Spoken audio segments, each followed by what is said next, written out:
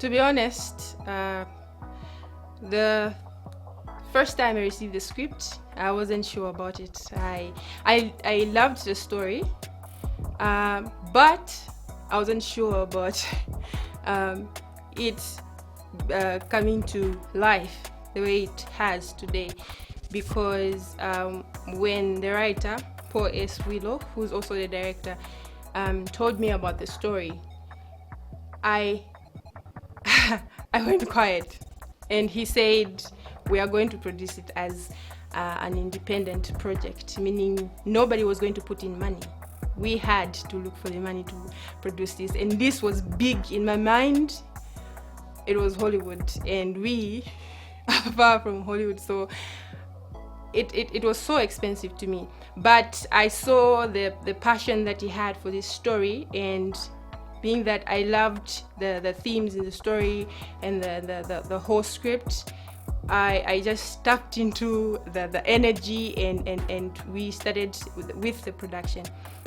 We started first by sitting down and breaking down the script, from location to costume to props to everything that was needed for the production. And we started hunting them one by one. So we started with location first. I wasn't part of the location hunting team, but they made sure to get back to me and communicate with me and send pictures of locations that we had in the story to confirm if that goes in line with the script. So I had to keep communicating with them. Some locations were rejected, some locations were accepted, and some locations had to be discussed. So it wasn't just us finding a location and just, we could have set this film in any other village, but we had to sit down and discuss the locations and what these locations would bring to the story, as well as costume as well.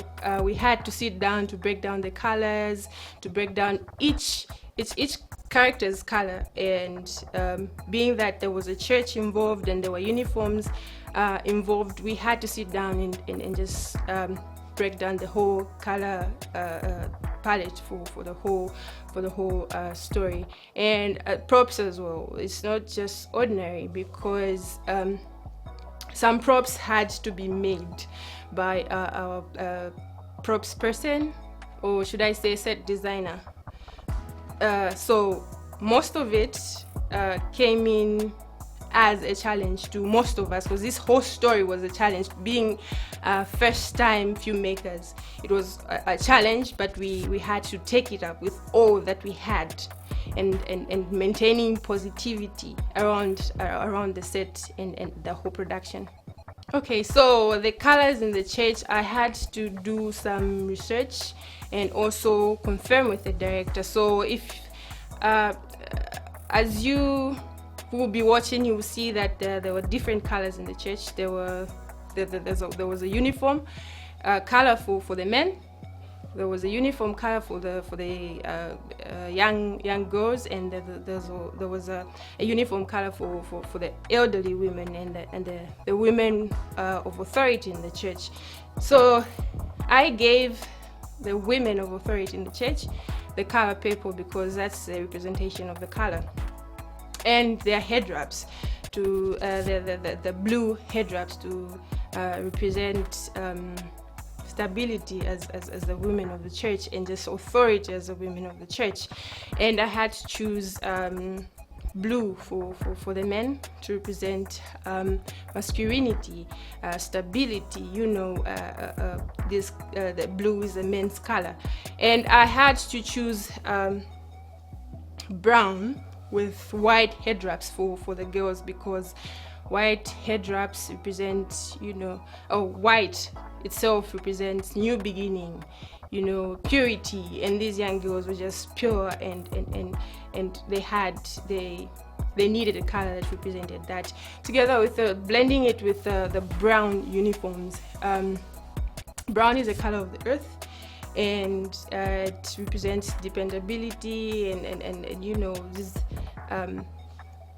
close to earth stuff. So I had to put that together and give it to the girls, so that they could just represent innocence and purity. Yeah, communicating my suggestion or ideas to the director and just getting confirmation about his whole vision of the story was easy for me, because he's, apart from being my colleague, my boss, I should say, he's also a friend and whose stories I'm able to relate to most of the times. So it was easy to communicate to him, which it made it more easier for me, because he was the overall boss for the production, which made it easier for me to communicate back to every department in the production, to just communicate his vision to everyone else on the production.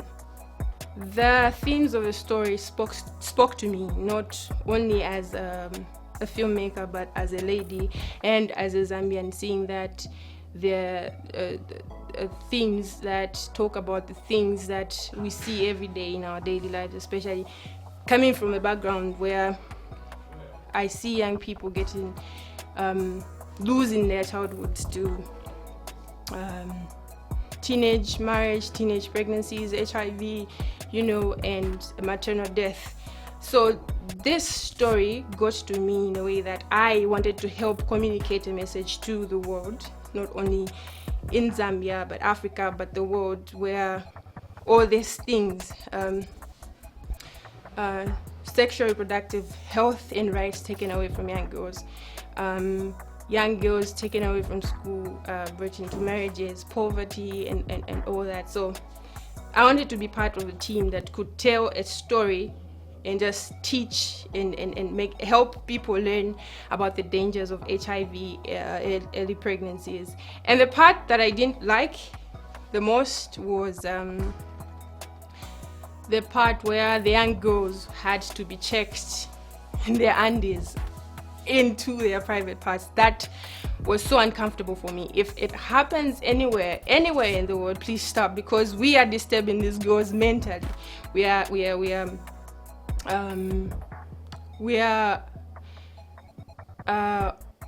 These girls get mentally disturbed with these kinds of treatments.